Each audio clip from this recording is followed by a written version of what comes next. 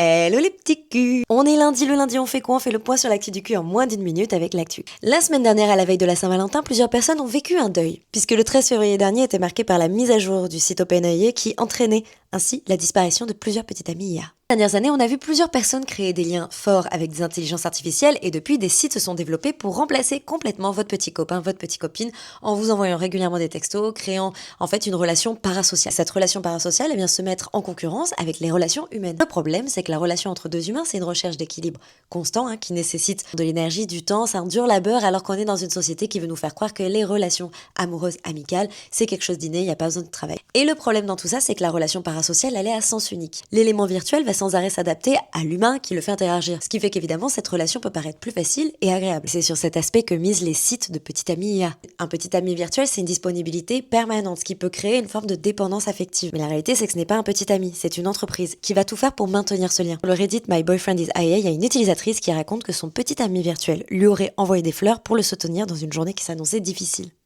Alors je parle des petits amis au masculin parce que c'est plus simple d'avoir des témoignages de femmes. Pourquoi? Parce qu'elles sont plus à l'aise pour en parler, surtout elles sont plus réalistes sur la relation. Mais le phénomène est d'une aussi grande ampleur chez les hommes avec les petites amies IA. L'explosion des partenariats, ce n'est que le résultat de plusieurs facteurs. Déjà, on est dans une époque avec des générations post-Covid qui sont malheureusement marquées par des hausses de dépression. Ce phénomène peut renforcer l'effet de solitude et en parallèle, il y a une hyper-connexion auprès de ces générations-là, ce qui fait qu'elles vont se réfugier dans le virtuel. Mais aussi, ça on l'observe depuis quelques temps, un décalage dans les prises de position politiques chez les couples hétérosexuels. Certains sont plus conservateurs face à des femmes qui se retrouvent plus libres et indépendantes. Et enfin, manque global d'éducation sur nos émotions, l'écoute active, la communication. Et comme on apprend sur le tas et au travers de la multiplication des expériences, on se retrouve fatigué et du coup, on y consacre moins de temps et d'énergie. Voilà mes petits culs, c'est un sujet que je trouve passionnant, j'aimerais vraiment en parler plus longtemps, donc pourquoi pas un jour un format long sur le sujet. On se retrouve la semaine prochaine pour une autre actu. Des bisous!